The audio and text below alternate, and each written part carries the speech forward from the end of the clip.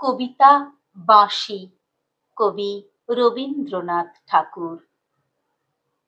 কিনুগোয়ালার গলি, দোতলা বাড়ির লোহার গরাদে দেওয়া একতলা ঘর পথের ধারেই।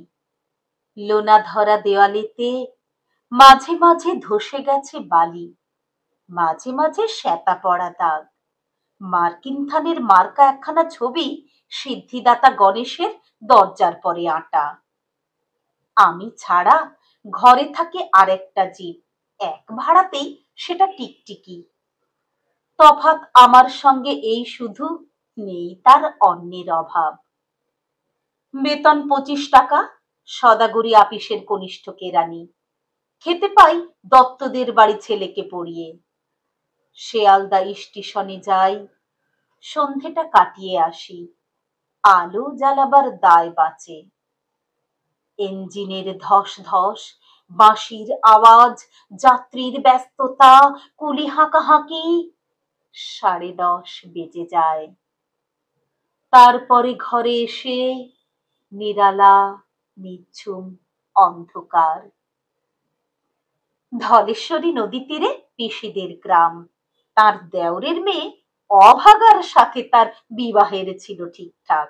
লগ্ন শুভ, নিশ্চিত প্রমাণ পাওয়া গেল। সেই লগ্নে এসেছি পালিয়ে। মেয়েটা তো রক্ষে পেলে, আমি তথৈবচ। ঘরেতে এলো না সে তো, মনে তার নিত্য আসা যাওয়া। পরনে ঢাকাই শাড়ি, কপালে সিঁদুর। বর্ষা ঘনঘোর, ট্রামের খরচা বাড়ে, মাঝে মাঝে মাইনেও কাটা যায়। গলিটার কোণে কোণে জমে ওঠে, পচে ওঠে আমের খোসা ও আঁঠি, কাঁঠালের ভুতি, মাছের কানকা, মরা বেড়ালের ছানা, ছাই পাঁশ, আরো কত কি যে। ছাতার অবস্থা খানা জরিমানা দেওয়া মাইনের মতো, বহু ছিদ্র তার। আপিসের সাজ, গোপীকান্ত গোসাইয়ের মনটা যেমন সর্বদাই রসসিক্ত থাকে। বাদলের কালো ছায়া স্যাঁতস্যাঁতে ঘরটাতে ঢুকে কলে পড়া জন্তুর মতন মূর্ছায় অসাড়। দিন রাত মনে হয় কোন আধমরা জগতের সঙ্গে যেন আষ্টে পৃষ্ঠে বাঁধা পড়ে আছি। গলির মোড়েই থাকে কান্তবাবু। যত্নে পাট করা লম্বা চুল, বড় বড় চোখ, শৌখিন মেজাজ। কর্নেট বাজানো তার শখ। মাঝে মাঝে সুর জেগে ওঠে এ গলির বিভৎস বাতাসে। কখনো গভীর রাতে, ভোরবেলা আধো অন্ধকারে, কখনো বৈকালে ঝিকিমিকি আলোয় ছায়ায়। হঠাৎ সন্ধ্যায় সিন্ধু বারোয়ায় লাগে তান, সমস্ত আকাশে বাজে অনাদিকালের বিরহ বেদনা।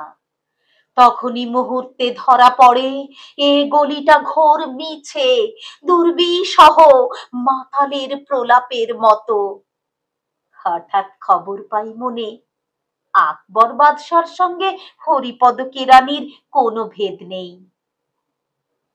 বাঁশির করুণ ডাক বেয়ে ছেঁড়া ছাতা রাজ ছত্র মিলে চলে গেছে এক বৈকুণ্ঠের দিকে।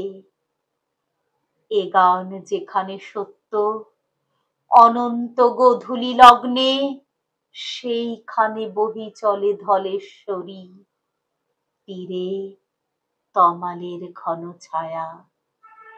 আঙিনাতে যে আছে অপেক্ষা করে, তার পরনে ঢাকাই শাড়ি, কপালে সিঁদুর।